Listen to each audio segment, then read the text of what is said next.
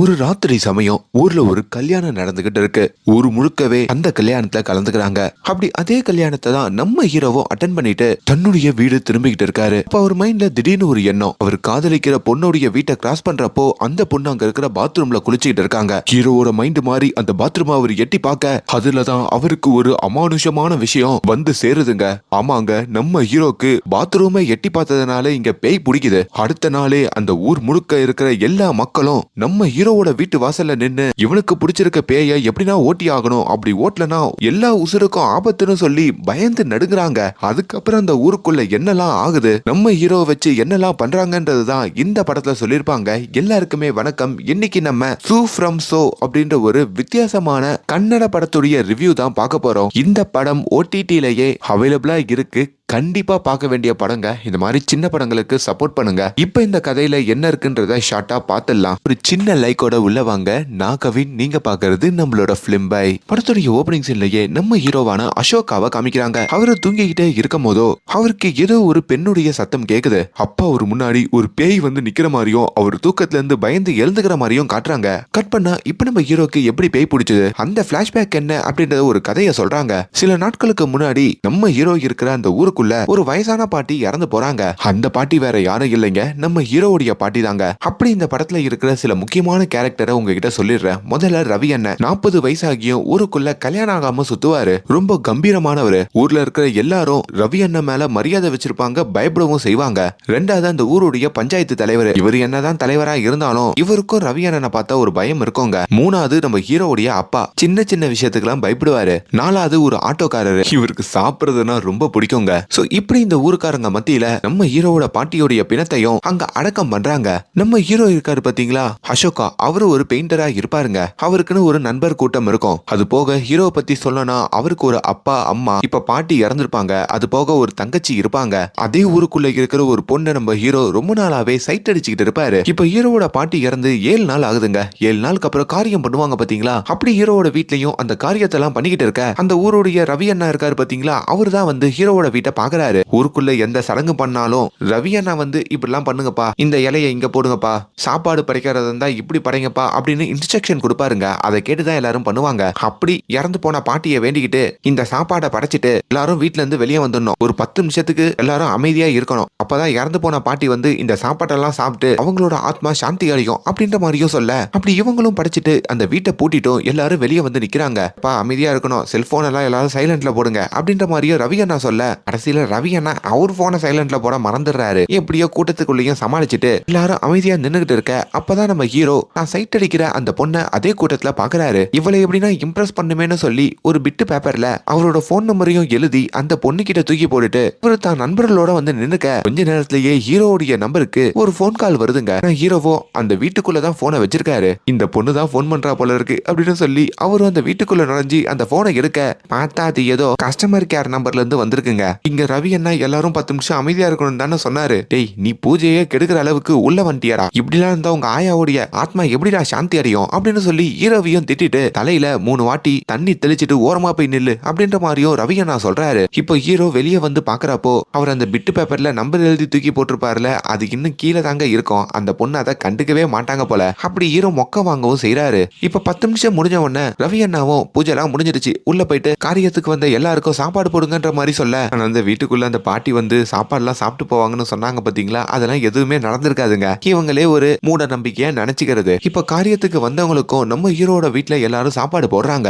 அதே வேளையில இங்க ரவி அண்ணா இருக்காரு பாத்தீங்களா, அவரோட கேங்கோட உட்காந்து சரக்க போட்டுக்கிட்டு இருக்காரு. இப்ப அடுத்த நாளே ஊருக்குள்ள கோலாகலமா எல்லாரும் புது ட்ரெஸ் எல்லாம் போட்டுக்கிட்டு எங்கேயோ கிளம்ப, அப்பதான் அந்த ஊருக்குள்ள இருக்கிற ஒருத்தருக்கு திருமணம் அப்படின்ற மாதிரியும் தெரியுது. அப்படி ஊருக்காரங்க அந்த திருமணத்திலையும் கலந்துகிட்டு எல்லாரும் ஜாலியா சரக்க போட்டுக்கிட்டு இருக்காங்க. அப்பதான் அதே திருமணத்துக்கு பாவா அப்படின்ற மாதிரி ஒருத்தர் வராருங்க. இவர் அந்த ஊரோட பக்கத்து ஊருக்காரரு. இந்த ஊர்ல இருக்க எல்லாரு கூடயும் கலகலப்பா பேசுவாரு. ஏன்னா இந்த ஊர் பொண்ணதான் அவரு கட்டிருப்பாரு. அவரை பொறுத்த வரைக்கும் நம்ம இந்த ஊர்ல நடக்கத எதனா ஃபங்க்ஷனுக்கு வந்தா இந்த ஊர்ல இருக்க எல்லாரும் நம்மள முக்கியமா பாப்பாங்கன்ற மாதிரி நினைப்பாரு. இவருக்கும் சரக்க போடுறதுதான் ஒரு வேலைங்க. அப்படி இந்த பாவா சரக்க போட்டாருன்னா சின்ன பசங்க எல்லாம் போட்டி போட்டு சண்டை போடுவாருங்க. அப்படி சண்டை போட்டுட்டு ஒரு இடத்துல போயிட்டு மட்டை ஆயிடுவாரு. இப்ப அதே கல்யாணத்துல நம்ம ஹீரோ அவரோட நண்பர்களோட உட்காந்து குடிச்சுக்கிட்டு இருக்க, மச்சான் இன்னைக்கு புதுசா ஒரு வீடியோ இறங்கி இருக்குடா, அதான்டா அந்த நடிகையோடைய வீடியோ தான், கிட்டத்தட்ட 20 வீடியோ இருக்குடா, இன்னைக்கு ராத்திரியே அனுப்புறேன், முழுசா பாத்துரு அப்படின்ற மாதிரியும் சொல்லிக்கிட்டு இருக்க, ஹீரோக்கும் மனசெல்லாம் மாறுது. இப்ப அந்த கல்யாணத்துல டிஜே போட்டு ரவி அண்ணா, அந்த ஊர்ல இருக்கிற பெருசுங்க, நம்ம ஹீரோன்னு சொல்லி எல்லாரும் நடனம் ஆடுறாங்க. அப்படியே அந்த திருமணத்தை முடிச்சிட்டோம். இப்ப நம்ம ஹீரோ தான் நண்பனோட வீடு திரும்பிக்கிட்டு இருக்க, டேய் மச்சான் அந்த வீடியோ எல்லாம் சென்ட் பண்றேன்னு சொன்னியடா, இன்னும் சென்ட் பண்ணவே இல்லையேன்ற மாதிரி கேக்குறாரு. அத நாளைக்கு சென்ட் பண்றேன்டா அப்படின்னு சொல்லி அவர் நண்பனும் போனை வாங்கிக்கிட்டு கிளம்ப, இதுல ஹீரோக்கும் ஒரு மாதிரி டென்ஷன் ஆயிடுதுங்க.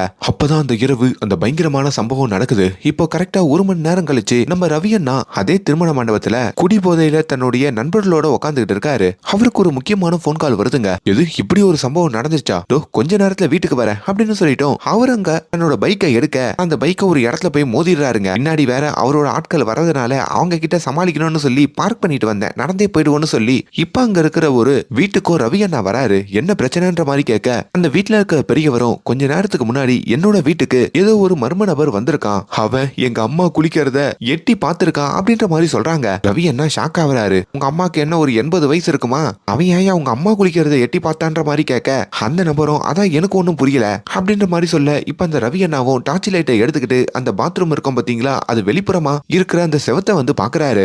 இங்க இருந்து தான் எட்டி பார்த்திருக்கான்ற மாதிரியும் அது யாருன்றத கண்டுபிடிக்கணுமேன்ற மாதிரியும் அவர் யோசிக்க, அப்பதான் ரவி அண்ணா கூட இருக்கிற இன்னொருத்தரு, அண்ணே இந்த செவத்துல கைரேகெல்லாம் பதிஞ்சிருக்கும், அதை வச்சு நம்ம கண்டுபிடிச்சிடலாம்னு சொல்லி பேசிக்கிட்டே போயிட்டு சொன்ன ஒரு கையை வச்சிடறாருங்க. டே மனப்பையில அப்போ உன் கைரேகையும் இருக்குமேடான்ற மாதிரி ரவி அண்ணா கேட்க, ஐயோ தெரியாம வச்சுட்டேனே அழிச்சிருவோம் அப்படின்னு சொல்லிட்டு, நம்ம நாளைக்கே போலீஸ சொல்லிடலாம், என் கைரேகையை தவிர இங்க யார் கைரேகை இருக்கோ அவன் தான் குற்றவாளி, அவன் தான் இந்த பாத்ரூம்ல அந்த ஆயா குளிக்கிறத எட்டி பார்த்திருக்கான்ற மாதிரி சொல்ல கட் பண்ணா, இப்ப அடுத்த நாள் காலையில காமிக்கிறாங்க. அந்த ஊர்ல இருக்கிற எல்லாருமே ரொம்ப பரபரப்பா நம்ம ஹீரோ இருக்காரு பாத்தீங்களா அசோகா, அவரோட வீட்டு முன்னாடி நிக்கிறாங்க. என்னப்பா இவன் வீட்டு முன்னாடி எதுக்கு பரபரப்பா நிக்கிறீங்கன்ற மாதிரி கேட்டதுக்கு, நேத்து நைட்டு என்ன நடந்தது உங்களுக்கு தெரியாதா, இந்த அசோகாக்கு பேய் பிடிச்சிருக்கு அப்படின்ற மாதிரி சொல்ல, இப்ப அந்த அசோகாவுடைய அப்பா, அவங்க அம்மா, அவங்க தங்கச்சி எல்லாரும், நைட்டு எங்களோட பையன் ரொம்ப அமானுஷ்யமா நடந்துகிட்டான், எங்களுக்கு வீட்டுக்குள்ள இருக்கிறதுக்கே பயமாயிடுச்சு அப்படின்னு பக்கத்து வீட்டுக்காரங்கிட்ட அந்த ஊருக்காரங்கிட்ட எல்லாம் கதை சொல்லிக்கிட்டு இருக்காங்க. இப்ப காலையில நம்ம ஹீரோ அப்படியே தூக்கத்துல இருந்து எழுந்துக்க, அவர் மூஞ்சில இந்த திருநூறு குங்குமம் எல்லாம் இருக்குங்க.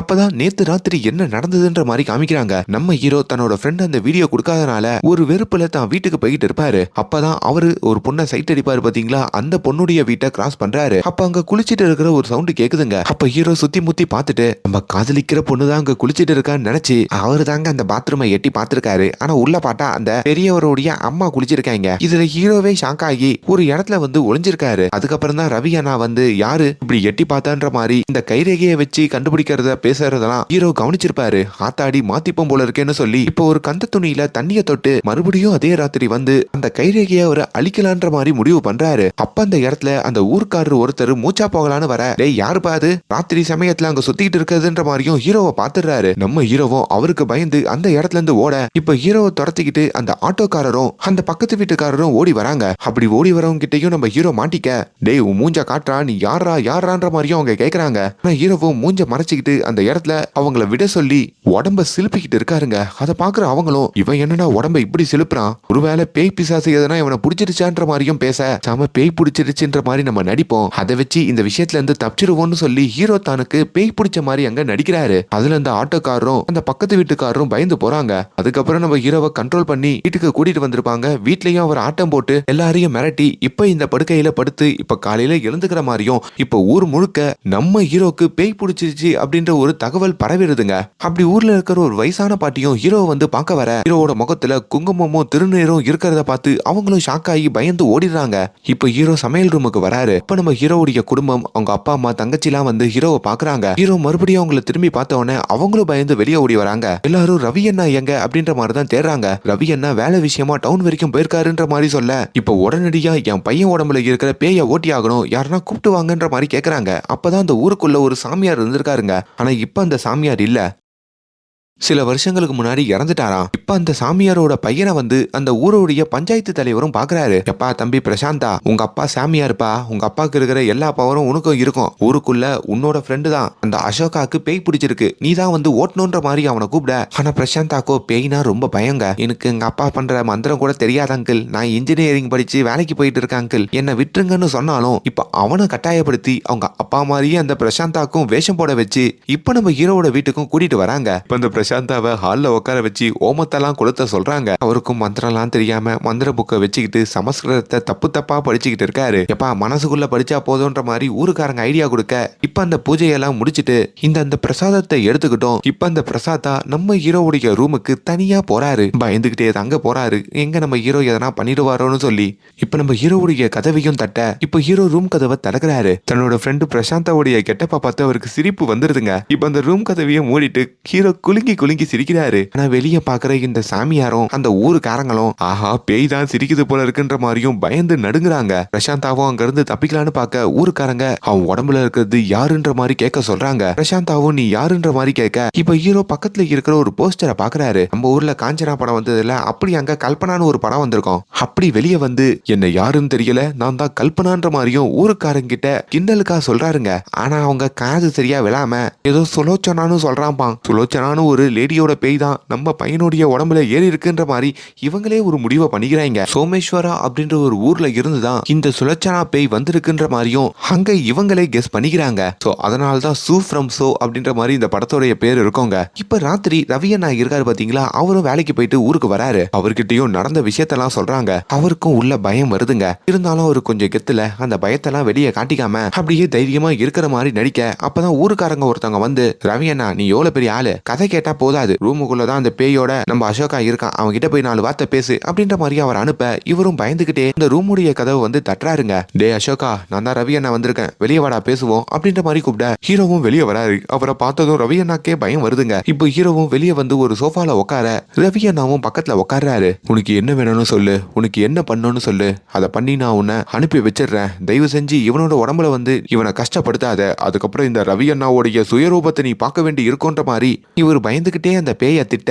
ஆல்ரெடி நம்ம ஹீரோக்கு இந்த ஊருக்குள்ள இந்த ரவி அண்ணா கெத்தா இருக்கிறதெல்லாம் பிடிக்காதுங்க. இதை வச்சு ரவி அண்ணாவை மொக்க பண்ற வேண்டியதான்னு சொல்லி அங்கேயே ரவி அண்ணாவோட கைய பிடிச்சி அவரை 4 அறை விட்டுட்டு நான் பண்ணல பேய் தான் பண்ணுச்சு அப்படின்ற மாதிரி மயங்கி விழுந்துடுறாரு. இது ஊருக்காரங்க மத்தியில ரவி அண்ணாக்கு செம மொக்கையா ஆயிடுதுங்க. என்னை கூட்டு வந்து அடி வாங்க வச்சிட்டீங்களேன்னு சொல்லி அவரும் அங்க அசிங்கப்பட்டு போக அடுத்த நாள் சிப்ஸ் கடைக்கு ரவி அண்ணா வரப்போ அங்க ஒரு பார்வையில்லாத ஒரு நபர் ஏண்டா நேத்து அந்த ரவி அண்ணாவுடைய உடம்பே கலங்கி போயிச்சாமே, சரியான அடி வாங்கியிருக்கானாமே அப்படின்னு நம்ம ரவி அண்ணா முன்னாடியே அவர் கிண்டல் பண்ணிக்கிட்டு இருக்காரு. இப்படி ஒரு பரபரப்பான சூழல்ல தான் அந்த ஊர்ல இருக்கிற ஆண்கள் எல்லாரும் பஞ்சாயத்தை வந்து அட்டன் பண்றாங்க. அந்த பஞ்சாயத்து தலைவரும் இப்படியே இருந்தா வேலைக்கு ஆகாது, நம்ம வெளியூர்ல இருந்து எதனா ஒரு சாமியாரை இறக்கி ஆகணும்ன்ற மாதிரி சொல்ல இப்ப அந்த பஞ்சாயத்துல ரவி அண்ணாவும் வந்து கலந்துக்கிறாரு. இவர் சொல்றது கரெக்ட் தான், இங்க குருஜி அப்படின்ற மாதிரி ஒரு பெரிய ஆள் இருக்காரு, அவரு பார்க்காத பேயே இல்ல, அவரு நாளைக்கே இந்த ஊர்ல நான் இறக்குறேன், அவரை வச்சு இந்த அசோகா உடம்புல இருக்கிற அந்த சுலோச்சனாவை ஓட்டுறன்ற மாதிரியும் சொல்ல அப்படி அடுத்த நாள் ஊரே நம்ம ஹீரோவோட வீட்டு வாசல்ல திரண்டு இருக்க அப்படிதான் அந்த இடத்துல ஒரு அம்பாசிடர் கார்ல வந்து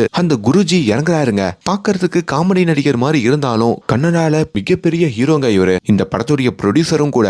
என்னதான் அவரு குருஜியா இருந்தாலும் அவருக்குள்ளேயும் ஒரு பயம் இருக்குங்க. அப்படி ஊர்க்காரங்க மத்தியில ஒன்னும் கவலைப்படாதீங்க, அந்த பேய நான் ஈஸியா ஓட்டிடுவேன்ற மாதிரி சொல்ல அப்படி நம்ம ஹீரோ உட்கார வச்சோம். இந்த குருஜி சில மந்திரங்களை சொல்லிட்டு இருக்காரு. ஹீரோக்கு இது என்ன கோமாளித்தனமா இருக்கு, நம்மளே நடிச்சுக்கிட்டு தான் இருக்கோம், இவன் வேற ஓவரா பண்றானேன்னு சொல்லி ரொம்ப போர் அடிக்குது, என் ரூமுக்கே போறேன்னு சொல்லிட்டோம். அவரு தான் ரூமுக்கு போயிடுறாரு. இப்ப அங்க வந்த குருஜியும் ஹீரோ ரூமுக்கு போனதை பார்த்துட்டு இது ரொம்ப அடாவடியான பேயா இருக்கும் போல, நான் சில பரிகாரங்களை சொல்றேன் அதெல்லாம் பண்ணுங்க, இந்த சாணி தண்ணி இருக்குல்ல அதை கரைச்சி கரைச்சி ஊர்ல இருக்கிற ஒவ்வொரு குடும்பத்து சார்பாகவும் ஒரு ஜக்கு எடுத்துட்டு வந்து அவன் வாயில ஊத்துங்க, ஒரு நாள் முழுக்க அவனை ஒரு கட்டையில கட்டி வைங்க, இதெல்லாம் பண்ணாலே அந்த பேய் எப்படி தெரிச்சு ஓடுதுன்னு பாருங்கன்ற மாதிரி சொல்லி இப்ப நம்ம ஹீரோக்கும் இந்த பரிகாரத்தெல்லாம் பண்ண டே எனக்கு பேயெல்லாம் பிடிக்கலடான்னு சொல்லி ஹீரோ கதறாரு. அதெல்லாம் கேட்காம அவர் வாயில கண்டதை கரைச்சு ஊத்தி இந்த எல்லா பரிகாரத்தையும் பண்றாங்க. மஞ்ச தண்ணில எல்லாம் ஹீரோவை குளிப்பாட்டுறாங்க. இது மூலியமா நம்ம ஹீரோவும் கதறி எனக்கு பேய் போயிடுச்சு எனக்கு பேய் போயிடுச்சுன்ற மாதிரியும் அங்க ஒத்துக்க அது மூலியமா அந்த குருஜிக்கு ஊர் முழுக்க பயங்கர புகழ்லாம் நடந்து அவருக்கு ஒரு பாராட்டு விழாவே வச்சு எங்க ஊரையே காப்பாத்திட்டீங்க, அந்த பேய போக வச்சிட்டீங்கன்னு சொல்லி அந்த குருஜியும் அந்த ஊர்ல இருந்து வழி அனுப்பி வைக்கிறாங்க. இப்ப நம்ம ஹீரோ அவருடைய நார்மல் லைஃபுக்கு திரும்புறாரு. மறுபடியும் அவரோட பெயிண்டர் வேலைக்கு வர நம்ம ஹீரோ கூட சேர்ந்து வேலை பார்க்கறதுக்கு அவரோட ஃப்ரெண்டே ரொம்ப பயப்படுறாருங்க. என்ன வேணா வேற எதனா சைட்ல போட்டுறீங்களான்ற மாதிரி அங்க இருக்கிற கொத்தனார் கிட்ட கேட்க இப்ப நம்ம ஹீரோ பெயிண்ட் அடிக்க வந்த இடத்துலயும் ரவி அண்ணாவை பாக்குறாரு. இந்த ரவி அண்ணாவை நம்ம ஹீரோ அடிச்சது அவருக்கு ஞாபகம் வருதுங்க. அதை நினைச்சு ஹீரோ சிரிச்சுக்கிட்டு இருக்க அப்போ ஹீரோவுடைய ஃப்ரெண்ட் அந்த பெயிண்டரும் இவன் என்ன தனியா சிரிக்கிறான், மறுபடியும் அந்த சுலோச்சனா இவன் உடம்புக்குள்ள வந்துட்டாளான்னு சொல்லி அந்த இடத்துல இருந்து பயந்து ஓடுறான். இப்ப நம்ம ஹீரோ அந்த ஊருக்குள்ள பால் வாங்கலான்னு வராருங்க. அப்படி பால் வாங்கிட்டு அங்க இருந்து கிளம்புறப்போ அந்த பால்காரரு வளர்க்குற மாடு அங்க இறந்து போகுது. என்ன இவன் வந்துட்டு போனதுக்கு அப்புறம் மாடு இறந்து போச்சேன்ற மாதிரி அவன் நினைக்க, இப்போ ஹீரோவும் வீட்டுக்கு நடந்து போற வழியில ஒரு சின்ன பையன் வெக்கப்போருக்கு பக்கத்துல பேப்பர் குளிச்சுக்கிட்டு இருக்காங்க. டேய் அங்க இருந்து போடா, எதனா பத்திக்க போகுதுன்ற மாதிரியும் அந்த பையனை நம்ம ஹீரோ முறைக்க, ஆனா அந்த பேப்பர் பத்திக்கிட்டு அங்க இருக்கிற வெக்கப்போரும் எரியுது. அத அங்க இருக்கிற ஒரு ஆன்டி பார்த்து நம்ம ஹீரோ பார்த்ததுனால தான் அந்த வெக்கப்போரு எரிஞ்சிருக்கு, இவனுக்குள்ள இருக்கிற அந்த அமானுஷம் இன்னும் இவனை விட்டு போலன்ற மாதிரியும் அங்க மறுபடியும் அந்த குருஜிய கூப்பிடுறாங்க. மறுபடியும் ஹீரோவோட வீட்டு வாசல்ல ஹீரோக்கு பேய் பிடிச்சிருக்குன்னு சொல்லி ஊருக்காரங்க நிக்கிறாங்க. ஹீரோவும் குருஜி கிட்ட, ஐயா எனக்கு பேயெல்லாம் பிடிக்கலையா, சும்மா சொல்லிட்டு இருக்காங்கய்யா அப்படின்ற மாதிரியும் கெஞ்ச, இப்ப குருஜியும் ஹீரோவை உத்து பார்த்துட்டு, நான் எவ்வளவோ பேய பார்த்திருக்கேன், ஆனா இது மாதிரி ஆக்டிங் பண்ற பேயை இப்பதான் பாக்குறேன், ஒன்னும் கவலைப்படாதீங்க, இந்த பேய முழுசா இவன் உடம்புல இருந்து அனுப்பிட்டு தான் இதுக்கப்புறம் நான் கிளம்புவேன் அப்படின்ற மாதிரியும் அவரு சொல்றாரு. இப்ப இந்த ஊருக்காரங்களாம் சேர்ந்து பக்கத்து ஊரான சோமேஸ்வரால போயிட்டு சுலோச்சனா அப்படின்னு சொல்லி இதெல்லாம் இறந்து போனவங்க இருக்காங்களா அப்படின்னு தேடிட்டு வந்துருவோன்ற மாதிரியும் கிளம்புறாங்க. அப்படி அந்த பக்கத்து ஊருக்கு வந்து பார்க்கும்போது தான் இவங்க ஊருக்கு பாவான்னு சொல்லி ஒரு குடிகாரர் வருவார்ல, அவர் அந்த ஊர்ல இருக்கிறது தெரிய வருது. அப்படி அவரோட உதவியோட அங்க சுலோச்சனா அப்படின்ற ஒரு பாட்டி இறந்து போயிருக்காங்க போல. அப்படி அந்த பாட்டியோடைய வீட்டுக்கும் இந்த ஊருக்காரங்களை அவர் கூட்டிட்டு வராரு. அப்படி ரவி அண்ணா கூட வந்திருக்கிற அந்த ஊருக்காரங்களும் அந்த வீட்டுக்குள்ள இருக்கிற அந்த லேடியையும் வெளியே கூப்பிட, அந்த லேடியை பார்த்ததும் ரவி அண்ணாக்கு ஒரு மாதிரி ஃபீல் ஆயிடுது. பக்கத்துல இருக்க ஊருக்காரங்களும், ஏமா உன்னோட அம்மா பேரு தான் சுலோச்சனாவான்ற மாதிரி கேட்க, அந்த லேடி தான் நம்ம படத்துடைய ஹீரோயின், அவங்க பேர் பானு. அவங்களும் ஆமான்னு சொல்றாங்க. உங்க அம்மா எப்போ இறந்து போனாங்க, 5 வருஷம் ஆகுதுன்ற மாதிரி சொல்றாங்க. இதை கேட்டுட்டும் ஊருக்காரங்க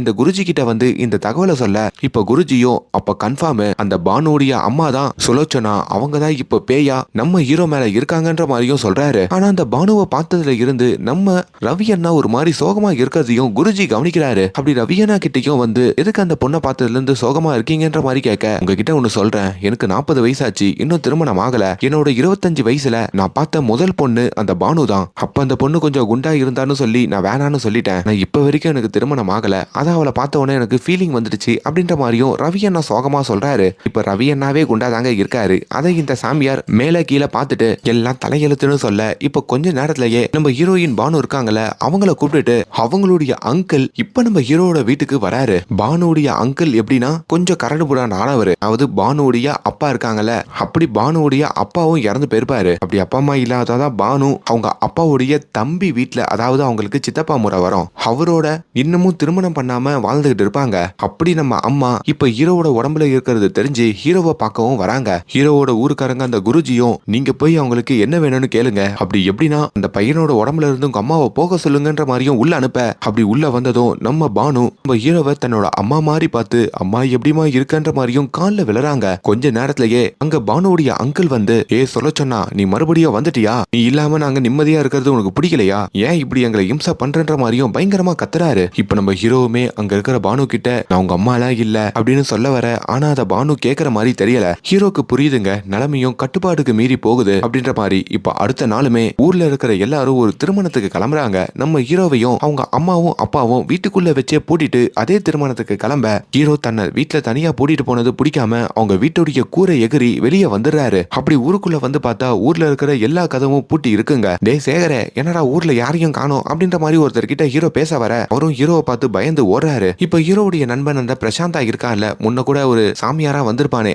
அவனுடைய வீட்டுக்கு நம்ம ஹீரோ வராரு. டே பிரசாந்தா, ஊர்ல யாருமே காணோம், எங்கடா போனாங்கன்ற மாதிரி கேட்க, அவனும் நம்ம ஹீரோவை பார்த்து பயப்படுறான். அவனுக்கு ஜுரமே வந்துருதுங்க. ஏண்டா நீயும் என்ன பார்த்து பயப்படுறியா, டே உண்மையிலே எனக்கு பேயெல்லாம் பிடிக்கலடா, அன்னைக்கு நான் லவ் பண்ற பொண்ணுன்னு நினைச்சு அவங்க ஆயா குளிக்கிறத எட்டி பார்த்துட்டா, அதை சமாளிக்கிறதுக்கு தான் இப்படி நடிக்கிறேன், இந்த உண்மையை மட்டும் நீ வெளியே சொன்ன அவ்வளவுதான், உன் கழுத்தை போட்டு நெரிச்சிருவன்ற மாதிரியும் ஹீரோ அவனை பயமுறுத்த, ஐயோ பேயின்னு சொல்லி மறுபடியும் அந்த பிரசாந்தா வீட்டை விட்டு ஓடிடுறாரு. என்னடா எல்லாரும் நம்ம பேயின்னு நினைக்கிறாங்களேன்னு சொல்லி ஹீரோ அங்க இருக்கிற டீ கடைக்கு வர, அங்க டீ குடிச்சிட்டு இருக்கிற ஆட்டோக்காரரு, இந்த டீ கடை வச்சிருக்கிறவரு, ஊருக்காரங்கன்னு சொல்லி எல்லாரும் ஹீரோவை பார்த்து சதறி பயந்து ஓடுறாங்க.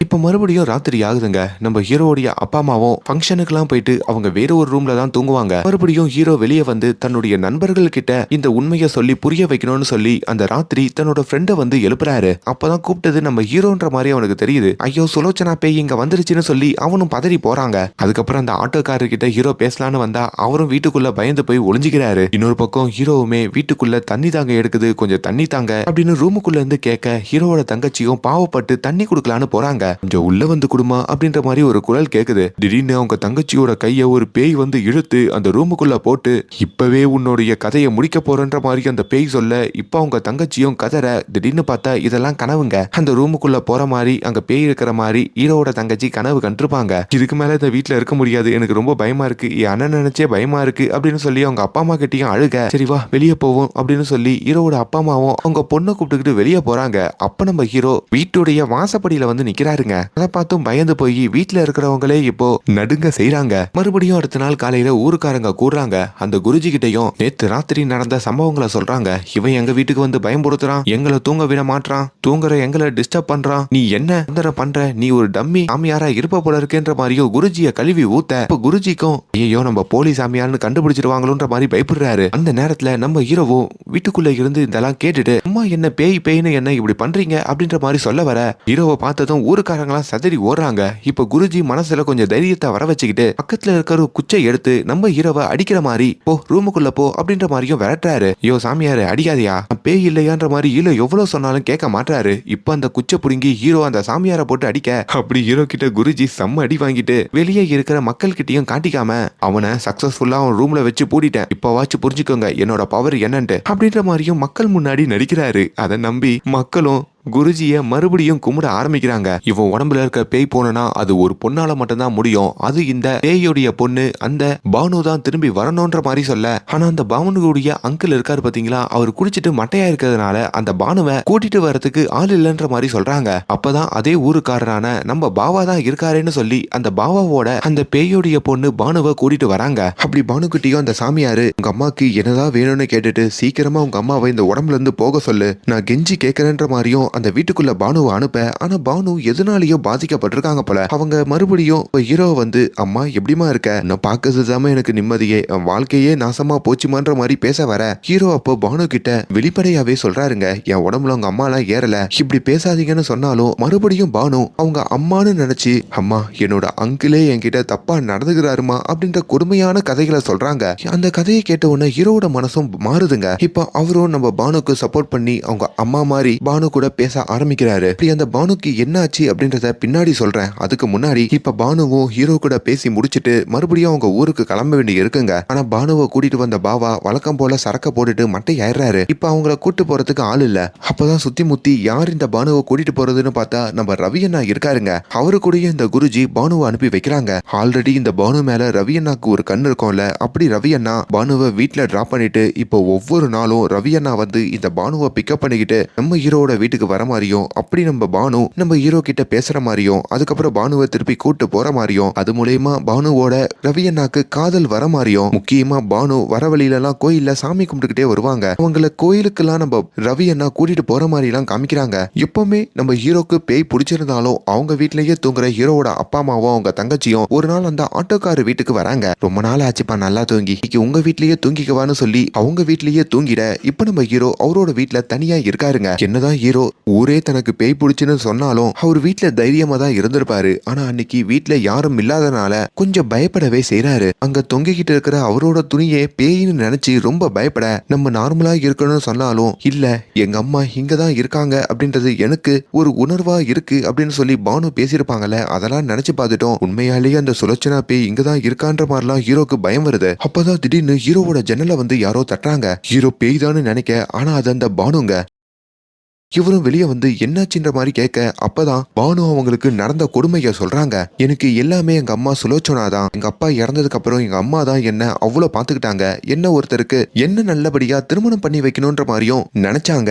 அதுக்கு எனக்கு நிறைய பையனை பார்த்தாங்க. ஆனா எந்த திருமணமும் அமையல. அதுக்குள்ளேயே எங்க அம்மா சுலோச்சனா 5 வருஷத்துக்கு முன்னாடி இறந்துட்டாங்க. அதுக்கப்புறம் எங்க சித்தப்பாவோட தான் நான் வளர்ந்தேன். எங்க சித்தப்பா ரொம்ப மோசமானவரு. முக்கியமா தண்ணி அடிச்சிட்டாருன்னா என்கிட்டயே தப்பா நடந்துப்பாரு. அதனாலேயே நான் வீட்டை பூட்டிட்டு உள்ள தூங்கிடுவேன். ஆனா இன்னைக்கு அவர் குடிச்சிட்டு வீட்டோட கூரையை எகிரி குதிச்சுட்டு உள்ளேயே வந்துட்டாரு. அப்படி உள்ள இருக்கிற என்கிட்டயே தப்பா நடக்க வந்துட்டாரு. எனக்கு அதுக்கப்புறம் என்ன பண்றதுன்னு புரியல. அதான் அங்கிருந்து தப்பிச்சு இங்க ஓடி வந்துட்டேன். என்ன எப்படின்னா காப்பாத்துமா அப்படின்னு சொல்லியும் ஹீரோ கிட்ட கதறி அழுகுறாங்க. இதை கேட்டு ஹீரோவும் ரொம்ப சென்டிமெண்ட் ஆகுறாருங்க. ஒன்னும் கவலைப்படாதீங்க, உங்க வீட்டுல நானே உங்களை டிராப் பண்றேன் அப்படின்னு சொல்லிட்டு இப்ப அந்த பானுவை கூப்பிட்டுக்கிட்டோம். இந்த ரவியண்ணாவோட பைக்கை எடுத்துக்கிட்டு நம்ம ஹீரோ பானுவோடைய ஊருக்கும் வராரு. அப்படி பானுவோட வீட்டுக்கு வந்து பார்த்தா அவங்க சித்தப்பா அங்க போதையில இருக்காரு போல. அப்படி பானுவையும் அவங்க வீட்டுல விட்டுட்டு நம்ம ஹீரோ கிளம்புறப்பதான் பானுக்கு இன்னும் நிறைய கொடுமைகள்லாம் நடந்திருக்குங்க. அவங்க அம்மா இல்லாத இந்த 5 வருஷத்துல கல்யாணம் ஆகாத பொண்ணு தானே அப்படின்னு சொல்லி பானு கிட்ட அவங்க சித்தப்பா மட்டும் இல்லைங்க, அந்த ஊர்ல இருக்கிற நிறைய ஆண்கள் இளைஞர்கள் எல்லாருமே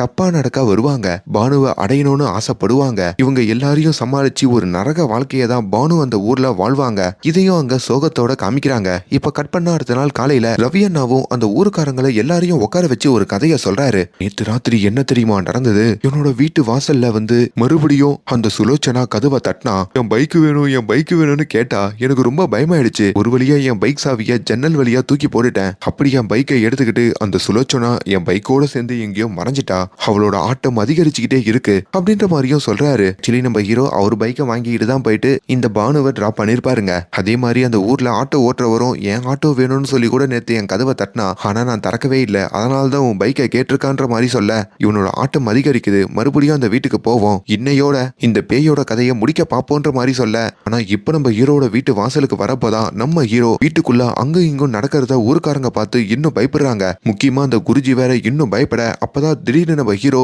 தான் மூஞ்சி முழுக்க மஞ்சளை வச்சுக்கிட்டு ஒரு பொட்டையும் வச்சுக்கிட்டு ஒரு புடவை கட்டிக்கிட்டு காஞ்சனா கெட்டப்புல அப்படியே வீட்டு வாசலுக்கு வராரு. ஹீரோவை பார்த்து ஊருக்காரங்களாம் செதறி ஓட, அப்படி மறுபடியும் ரவி அண்ணாவோட பைக்கை எடுத்துக்கிட்டு நம்ம ஹீரோ ரொம்ப வேகமாவே அந்த ஊரை விட்டு கிளம்புறாரு. இவன் எங்க கிளம்பிக்கிட்டு இருக்கான்னு சொல்லி இப்ப ஹீரோவை ஃபாலோ பண்ணிக்கிட்டு இந்த ரவி அண்ணா அந்த ஊர்ல இருக்கிற சில ஆட்கள் எல்லாரும் ஹீரோ பின்னாடியே வர, அப்படி நம்ம ஹீரோ நேரா சோமேஸ்வரா அப்படின்ற ஊருக்கு தாங்க வராரு. அங்க இருக்கிற இந்த பேயோட பொண்ணான பானுவையும் வந்து பாக்குறாரு. அப்படி பானுவோட வீட்டுல இருக்கிற பானுவோடைய சித்தப்பாவையும் போதையில இருந்து எழுப்பி அது வரைக்கும் ஹீரோ பேயா நடிச்சிருப்பாரு.